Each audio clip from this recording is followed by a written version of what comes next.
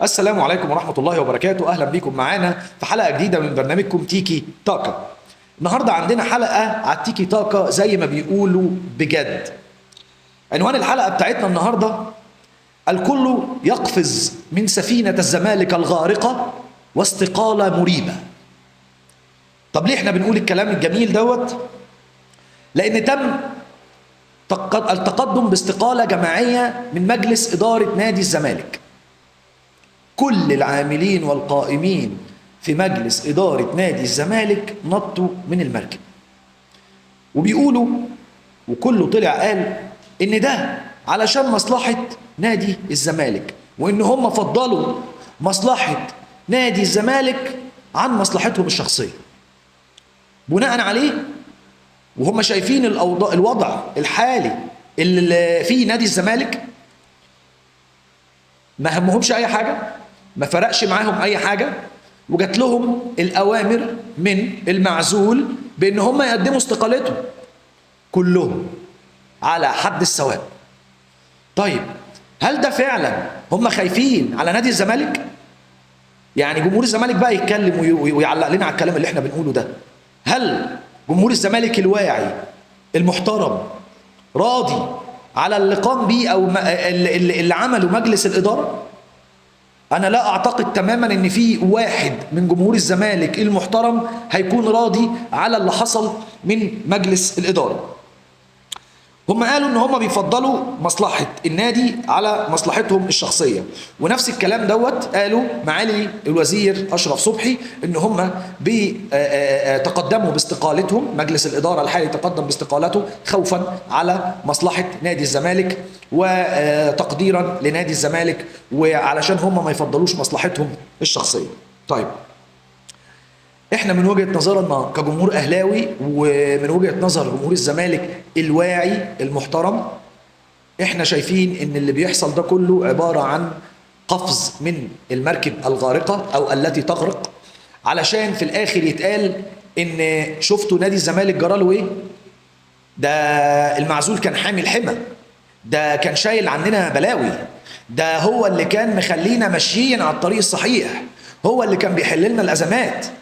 طيب بما ان احنا اتكلمنا عن حل الازمات، وبما ان مفيش في الدنيا رئيس نادي بيفتعل ازمات لناديه، مش هقول بقى الفريق كوره، هقول لناديه عموما يعني، الا ان احنا شفنا المعزول بيفتعل ازمات غير طبيعيه.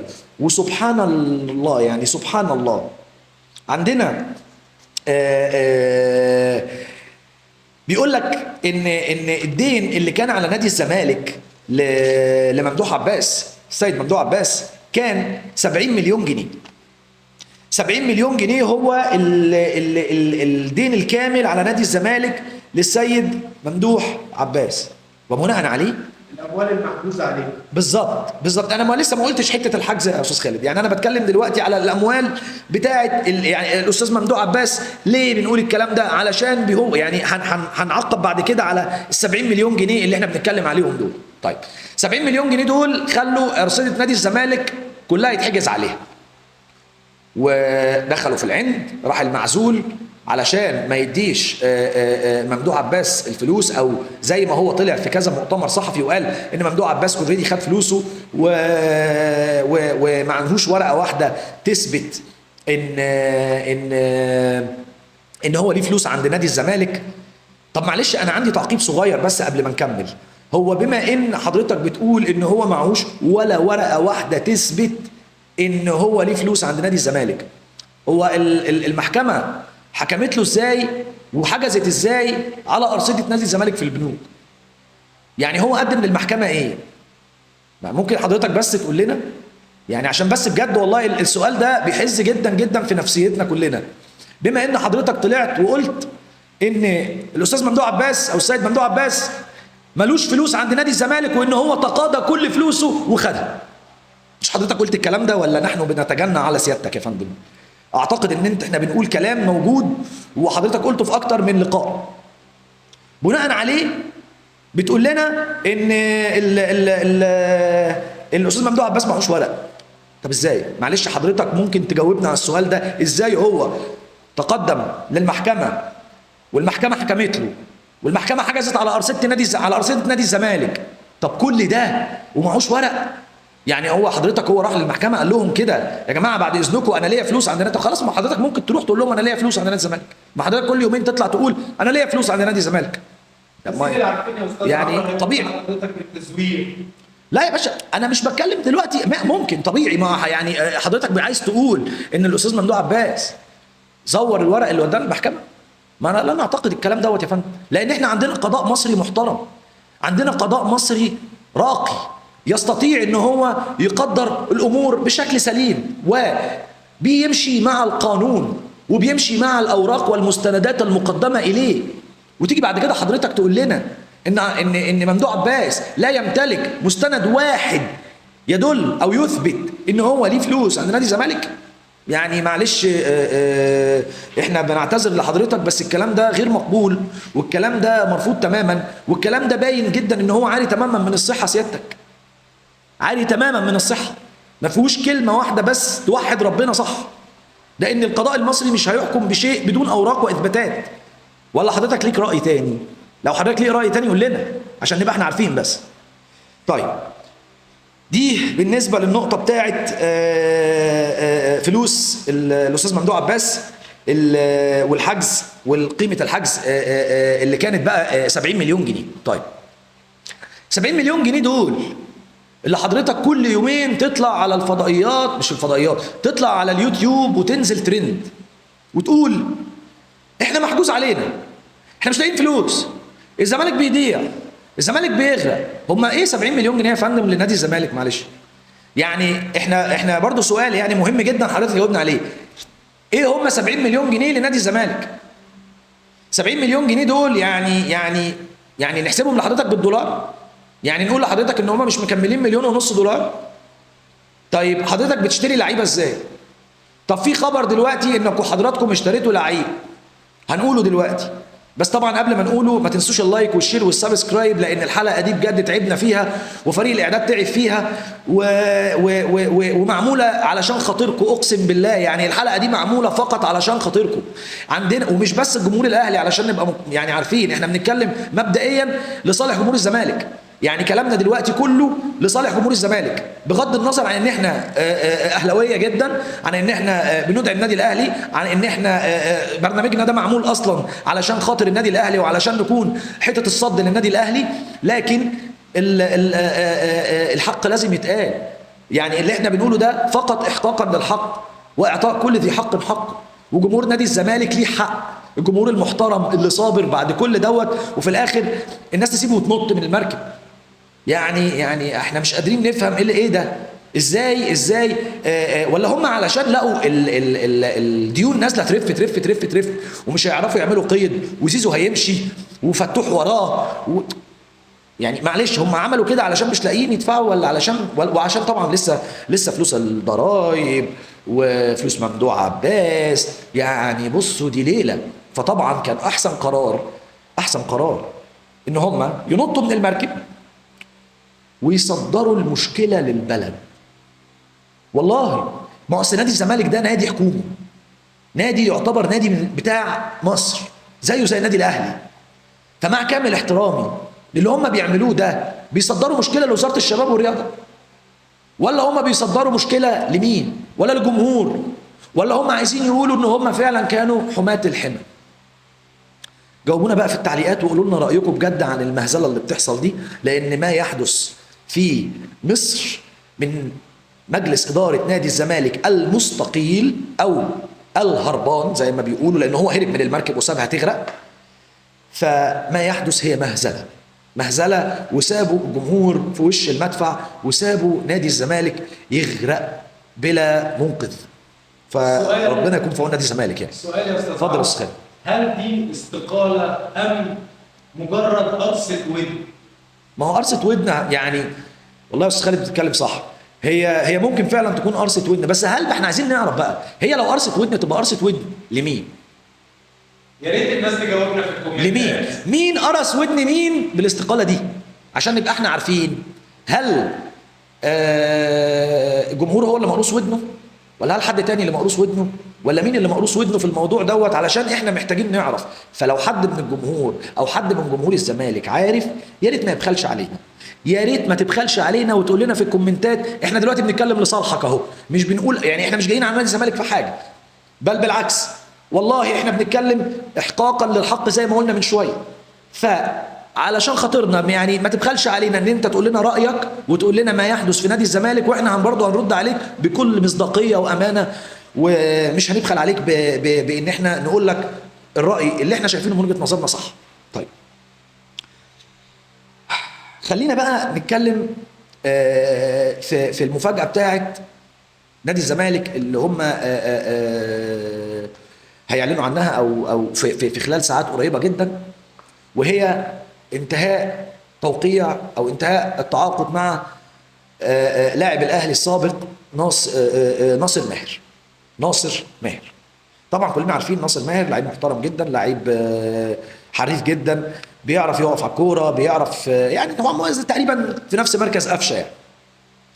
بس ناصر ماهر عقليته لم تتناسب مع عقليه النادي الاهلي، وبناء عليه خرج اعارات كتير. طيب كانوا جابوه بعد كده من الاعاره، جبناه بعد كده من الاعاره، وبرضه عقليته لم تتناسب مع النادي الاهلي، وفضل واتصاب، وبعد كده فضل على دكه الاحتياطي فتره، وزعل ان هو قاعد على دكه الاحتياطي. واحنا انتوا عارفين طبعا احنا عندنا الاهلي اللي قاعد على الاحتياطي ما ينفعش يقول انا زعلان، اللي بيلعب زي اللي قاعد على الدكه، انت ممكن في اي لحظه تنزل وتلعب وتشارك، فانت لازم تكون جاهز، ما ينفعش تلوي بوزك. احنا عندنا في الاهلي ما عندناش لوي بوز، فللاسف الاستاذ الكابتن ناصر ماهر لوى بوزه. بناء عليه اداره الاهلي طبعا احنا عارفين صارمه جدا في الموضوع دوت وما بتستناش، راحوا مطلعينه للاعاره لسبب من الاثنين، يا اما عقليته تنضج، يا اما بعد وقت معين يتم بيعه. وبناء عليه تم بيعه فعلا، ونادي الزمالك في الاخر بعد لفه طويله عريضه عشان ما نطولش عليكم اشتراه بكام بقى؟ اشتراه ب 60 مليون جنيه في خلال قد ايه؟ في خلال 3 مواسم. 60 مليون جنيه في 3 مواسم، يعني ناصر ماهر هياخد في الموسم الواحد 20 مليون جنيه. 20 مليون جنيه. طب هو زيزو بياخد كام يا جماعه؟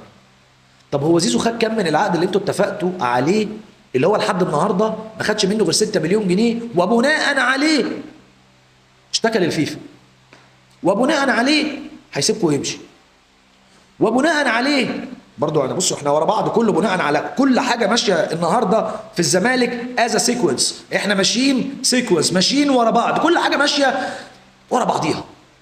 سبحان الله، وكأن القدر بيرتب الاحداث زي ما هو شايف يعني.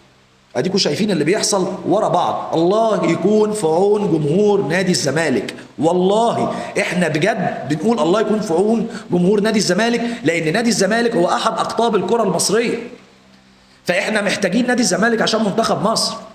يعني نادي الزمالك بيطلع كوادر ما شاء الله عليه، ما شاء الله عليه، لكن عنده مشكله كبيره جدا في الناحيه الاداريه، بجد عنده مشكله كبيره جدا في الناحيه الاداريه. طيب 60 مليون جنيه لناصر ماهر، ومش كانوش عارفين يدفعوا 70 مليون جنيه بتوع ممدوح عباس، وبناء عليه الصياح طلع وقالوا احنا مش عارفين والنادي هيتحجز عليه. طب هتدفعوا فلوس ناصر ماهر ازاي؟ حاولوا تقولوا لنا بقى بالله عليكم، يعني احنا مش عارفين بجد انتوا هتدفعوا الفلوس ازاي. طيب في خبر تاني وهو رفع الحصانه عن المستشار احمد ابراهيم. رفع الحصانة عن المستشار سيادة المستشار أحمد إبراهيم. ليه بقى؟ للتحقيق معاه فيما حدث في نادي الزمالك. يعني إيه فيما حدث في نادي الزمالك؟ إحنا ما نقدرش نعقب، لكن كل ده هيبان في التحقيقات، لأن طبعا إحنا عارفين إن الهيئات القضائية كلها عندها حصانة، فما كانوش يقدروا يحققوا مع سيادة المستشار أحمد إبراهيم إلا برفع الحصانة، وبناء عليه تم رفع الحصانة عنه والتحقيق معاه. طيب عندنا سؤال صغير علشان ننتهي من أخبار نادي الزمالك ونخش على أخبار النادي الأهلي. فإحنا عندنا سؤال صغير، السؤال هو الحكم النهائي على المعزول كان بتاريخ 9/7/2023. كان بتاريخ 9/7/2023. سيادة معالي الوزير أشرف صبحي قال مع الأستاذ عمرو أديب إن الوزارة اتبعت الطرق والنهج القانوني وتم تحويل الأمر للجهات المختصة للتنفيذ. وفي الوقت ده الموضوع خرج بره نطاق وزارة الرياضة. خلي بالكم مش احنا اللي بنقول الكلام ده، اللي بيقوله معالي الوزير أشرف صبحي. نقول الكلام تاني. تم تحويل الأمر للجهات المختصة للتنفيذ في الوقت المناسب للتنفيذ يعني. وفي الوقت ده الموضوع خرج بره نطاق وزارة الرياضة وبقى مع الجهات المختصة. طيب ده معناه ان وزارة الرياضة بما انها حولت الامر للجهات المختصة فهذا اعتراف كامل من وزارة الرياضة بعدم شرعية المعزول. وبناء عليه ما ينفعش وزارة الشباب والرياضة تتقبل منه خطابات او مراسلات، ولا اتحاد الكوره يتقبل منه خطابات او مراسلات، ولا يكون ليه صحه توقيع، ولا يكون ليه توقيع اصلا في نادي الزمالك. طيب ممكن نعرف الوزاره بما انها معترفه وحولت الموضوع لجهات الاختصاص للتنفيذ ليه فضلت تتعامل مع المعزول وكملت معاه تعامل عادي جدا وكأن شيئا لم يكن؟ ونفس القصه اتحاد الكوره. علشان احنا عايزين نعرف ليه ده تم. طبعا هو دلوقتي تمت الاستقالة، وكان قبل الاستقالة بيتم مزاولة مهنته كرئيس للنادي من تحت الترابيزة. احنا بس عايزين نعرف ليه، عايزين حد يجاوبنا ليه بس. من تحت الترابيزة يا استاذ عمرو، ده كان بيعمل مؤتمرات في النادي عادي جدا. ما هو بيعمل مؤتمرات، وفي كل مؤتمر يطلع يقول انا معزول، انا اتعزلت، انا ماسك مش عارف هو كان ماسك ايه بصراحه. هو طلع انا ماسك، احنا مش عارفين له لانه كان بيعمل كل حاجه. فحضراتكم قولوا لنا هو كان صفته ايه القانونيه. والفتره من 9/7 لحد ما مشي من النادي، مراسلات والمكاتبات والامضاءات والتوقيعات والكلام ده كله، هل هو صحيح ولا غير صحيح؟ مجرد سؤال ونريد جوابه فقط لا غير. طيب هنسيب بقى نادي الزمالك وهنخش بسرعة على أخبار نادي الأهلي. كابتن محمود الخطيب بيسافر للنمسا لمتابعة معسكر تدريب الفريق وفترة الإعداد. طبعا كلنا عارفين ان الكابتن محمود الخطيب قيمه كبيره جدا، فوجوده في معسكر تدريب النادي الاهلي والاعداد ده هيدي للعيبه دفعه معنويه يعني قويه جدا، وهيخلي اللعيبه في قمه تركيزها. كمان عندنا خبر ان المدير الفني للمنتخب الوطني، المدير الفني للمنتخب الوطني نسق مع مارسيل كولر، مستر روي فيتوريا نسق مع مستر مارسيل كولر علشان عودة اللاعبين المنضمين لمنتخب مصر من معسكر التدريب مع النادي الاهلي في النمسا. طبعا احنا كلنا عارفين ان اللعيبه هتسافر يوم 28 تقريبا، واللعيبه لما هتسافر يوم 28 هيحصل ان هم مش هيلحقوا يقعدوا، لان هم المفروض يرجعوا يوم 8. فلما تيجي المنتخب عايز يتجمع يوم 6، فده معناه ان هم لازم يرجعوا يوم 5. يعني هم كده هيروحوا يسلموا على النمسا ويرجعوا، مش هيعملوا اكتر من كده. هيسلموا عليهم هناك ويقولوا لهم ازيكم عاملين ايه، مش هيلحقوا يحضروا معاهم تدريبات ولا اعداد، وهيروحوا راجعين. فبصراحه مستر روي فيتوريا وبشياكه قويه جدا وبتفاهم يعني محترم جدا للموقف نسق مع مستر مارسيل كولر مدير الفني للنادي الاهلي علشان اللعيبه ترجع مع بقيه البعثه ان شاء الله وما يحصلش رجوع بدري. كابتن محمود الخطيب برضو اخر حاجه هنقول عليها بقى. كابتن محمود الخطيب اخلاقه برضو هي دايما اللي بتتكلم. قامه اسطوره، مش لاقيين له وصف بصراحه يتقال، لان هو فعلا من اساطير الكره المصريه والاخلاق في العالم بقى، مش في الكره المصريه. الكابتن محمود الخطيب عمل زياره للكابتن حمدي جمعه. زياره للكابتن حمدي جمعه، لان الكابتن حمدي جمعه ربنا يا رب يشفيه ويرجعه بيته بالف خير وسلامه يا رب. الكابتن حمدي جمعه كان تعرض لوعكه صحيه قويه شويه، والكابتن محمود الخطيب قام بزيارته. ويعني دي مش حاجه مستبعده عن كابتن محمود الخطيب، دي حاجه بيعملها على طول، ودي اخلاقه اللي احنا اتعودنا عليها دايما، ودي اخلاق النادي الاهلي وابناء النادي الاهلي عموما. احنا عارفين يعني ايه قيم ومبادئ واخلاق النادي الاهلي اللي ما بينساش ابدا ولاده. طولنا عليكم معلش يا ونتمنى. استاذ عمرو، انا هقطع حضرتك قبل ما تقفل لحظه واحده. اتفضل. كابتن طارق السيد كان بيقول امام عاشور هيموت ويرجع الزمالك، ولكن مبادئ الزمالك لا تسمح بعودته. احنا عندنا كرامه مش زي بعض الانديه. ده خبر يضحك، ده خبر يضحك يا استاذ خالد، ده خبر يضحك يا جماعه. بس معلش انا احنا حابب ارد عليه. معلش مش هننهي معاكم بس على طول. يا كابتن طارق، امام عاشور هيموت ويرجع الزمالك، ليه ما خدتوهوش تاني؟ ليه مشي اصلا من الزمالك؟ ده رقم واحد، بما انه هيموت ويرجع. انتوا عندكم كرامه باماره اللعيبه اللي سابتكم ومشيت، ولا باماره مجلس الاداره اللي استقال او نط من المركب زي ما صح صح جدا. وبالنسبه للمبادئ اللي احنا بسم الله ما شاء الله شايفينها عمال على بطال من هزازين الرؤوس وغيرهم برضه واخدين بالنا منها. وبالنسبه للتربيه، التربيه واضحه جدا جدا جدا. بسم الله ما شاء الله عليك يا كابتن طارق، معلش طولنا عليك. كلام مظبوط جدا جدا، وبصراحه الموضوع ما كانش ينفع يتفوت. احنا بنشكرك يا استاذ خالد، لان فعلا الموضوع ما كانش ينفع يتفوت. لان منين امام عاشور عاوز يرجع الزمالك، ومنين الزمالك مش عاوزه عشان مبادئ الزمالك، ومنين الزمالك مش لاقي فلوس. ومن هنا نكون وصلنا لنهايه برنامجنا تيكي تاكا. ما تنسوش اللايك والشير والسبسكرايب، وفكركم بتفعيل الجرس علشان يوصل لكم الحلقات اللي جايه بتاعتنا كلها. الحلقه اللي جايه حلقه ناريه، مصادرنا موثوق منها جدا، حلقه جديده فريده من نوعها، هتشوفوا واستنونا وما تنسوش. والسلام عليكم ورحمه الله وبركاته.